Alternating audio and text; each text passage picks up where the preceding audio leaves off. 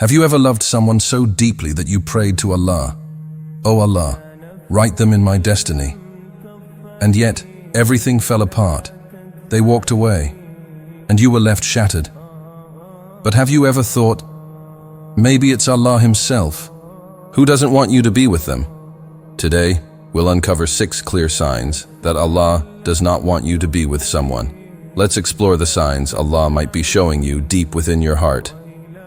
You're forgetting Allah, but constantly remembering them. Ask yourself honestly, when I think about this person, do I start missing my Fajr?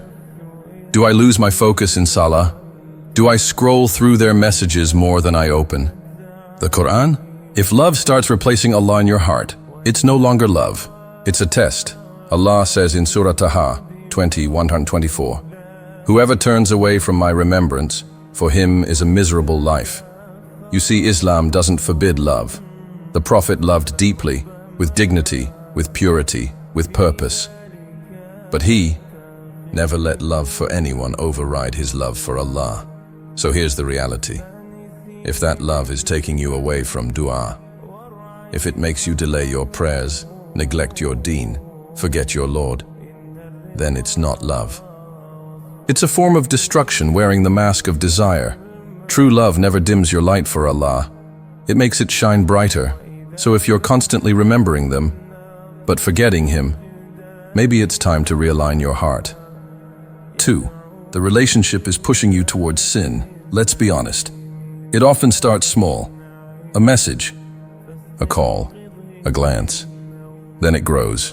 Secret meetings, flirtation, late-night texts, even physical touch. And slowly, without realizing it, you're drifting. But here's the truth. Any relationship that pulls you into sin is not love. It's temptation dressed in romance.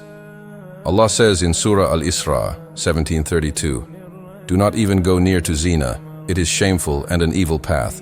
Notice the words, "Do not even go near."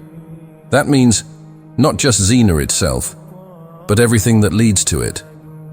The long calls, the secret meetings, the inappropriate chats, the emotional dependencies. You might say, "But we love each other." But real love doesn't lead you to sin. It guards your soul. It respects divine boundaries. If the connection is dragging you away from Allah, then He is showing you. This is hurting your soul more than healing your heart. And maybe this pain you're feeling right now, it's not rejection, it's redirection. Allah is guiding you back to the path of dignity, purity, and peace. Because any love that's real will help you protect your akhirah, not damage it. 3. You seek peace in Allah, not in them. They're no longer by your side. But notice this. Your tears fall only in prayer. Your chest feels heavy only when you raise your hands in dua. Your heart breaks, but it breaks in sujood. That's not just heartbreak. That's Allah pulling you closer. He's whispering through your pain. You were looking for peace in them, but peace is only with me. The Prophet said, when Allah loves a servant, He tests them. Tirmidhi. Sometimes He removes a person so you can rediscover your dependence on Him. You weren't abandoned. You were being realigned. Because true refuge isn't found in a text message or a warm hug or someone saying, "I'll never leave." It's found when your forehead touches the ground and you say, "Ya Allah, You are enough for me." So if they left and your response was to fall into sujood, then know this: you didn't lose, you returned. And that return to Allah is the beginning of everything you truly need. 4. You're fighting alone, you pray for them, but they don't even think of you. You try to fix things, but they keep drifting.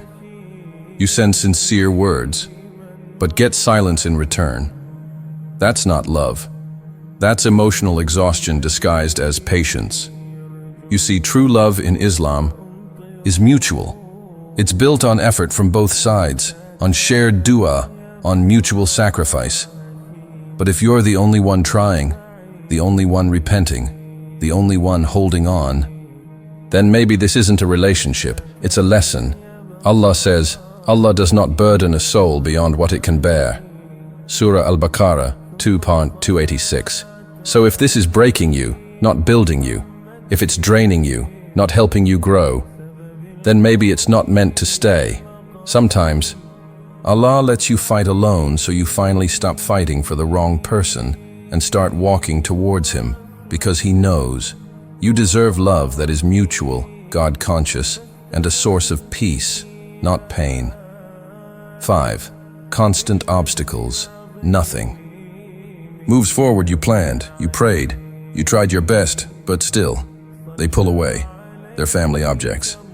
Every time you take one step forward, 10 more fall backward. It's like walking against a storm. No matter how hard you try, you're being pushed back.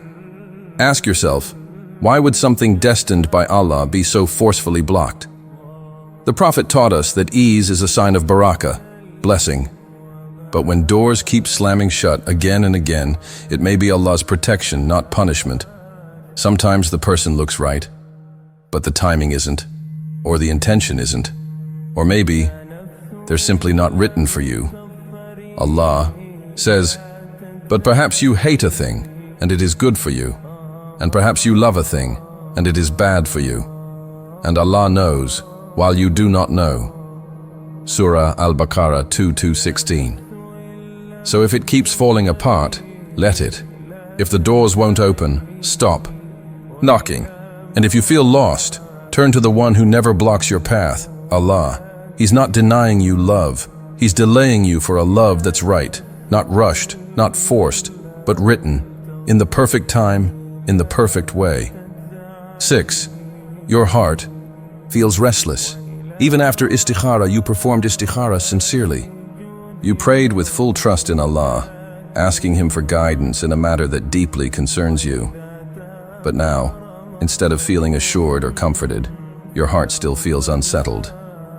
There's a restlessness within, a heaviness that lingers. You hoped for clarity, yet confusion persists. This internal discomfort might actually be the answer you were looking for. Istikhara isn't always about receiving a clear dream or supernatural sign. Sometimes Allah's guidance comes through subtle yet powerful feelings in the heart. A sense of peace and ease is often a green light, but a lingering unease, especially when everything on the surface looks appealing, can be a red flag. This feeling isn't random. It's Allah guiding your conscious and subconscious self. Your fitra, natural disposition, is being tuned by divine wisdom. The Qur'an reminds us, indeed, your Lord is most kind to His servants. Surah Ash-Shura 42:19. This verse reassures us that Allah never leaves His servant confused without cause. If your heart feels off after istikhara, it may be His way of protecting you from harm you can't yet see. His kindness often shows not in granting what we want, but in steering us away from what's wrong. Our desires can cloud judgment. We might cling to something because of emotions, pressure, or appearances. But Allah, in His mercy, may answer by unsettling our hearts, so we reconsider. Trust that. Istikhara is not just about moving forward. It's also about knowing when not to. So, if peace doesn't come even after istikhara, don't force it. Step back. Reflect. Perhaps Allah's answer is already in your heart, whispering, "This isn't right for you." Final message. Trusting Allah's plan. When hearts break, maybe right now, you're crying in silence, asking yourself, why won't they come back? The pain of their absence feels unbearable, and the ache of what once was or what could have been weighs heavy on your chest. But in this storm of emotions, remember this: your Lord knows what you do not. What you're begging for might be the very thing that would shatter your future. Allah never removes something from your life unless He plans to replace it with something better. It may not be immediate, it may not look how you imagined, but His promise stands. It may be that you dislike a thing and it is good for you. Surah Al-Baqarah 2:16. Sometimes the person you're pleading for, the one whose return you're praying for, might be the very person pulling you away from Allah. Love is powerful, but if it disconnects you from your faith, your peace, or your purpose, then it's not worth the cost. When Allah removes someone, He could be saving you from a life of spiritual loss. So raise your hands and surrender it to Him. O Allah, if they are not written for me, erase them from my heart. But if they are meant for me, bring them back through a halal path. This dua is not about controlling outcomes. It's about trusting the one who knows all outcomes. Allah sees your tears, hears your prayers, and knows your heart better than you do. Let go. If it's yours, it will return in a way that pleases Him. If not, know that He is preparing something far better for your dunya and akhirah. Let your heartbreak become a doorway to divine love. Dua, O Allah, remove from my heart anyone who is not written for me, and bring into my life, through a halal path, the one you've chosen for me. Fill my heart with your love, so no haram love can ever find a place. If this video touched your heart, share it. Maybe someone else like you will finally understand that Allah has kept something different, something better for them. Trust in Allah. Whoever walks away, someone better will arrive. Insha'Allah. Assalamu alaikum wa rahmatullah.